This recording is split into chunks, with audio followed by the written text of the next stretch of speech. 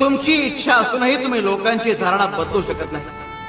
म्हणून शांतपणे आणि आनंदाने जीवन जगा. लोक काय विचार करतात ते त्यांच्या कर्तृत्वाचा भाग आहे. त्यांना बदलण्याचं कार्य आपल्या हातात नाही.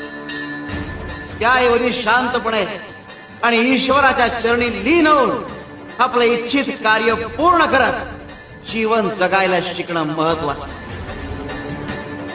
शिव शंकर शंभो.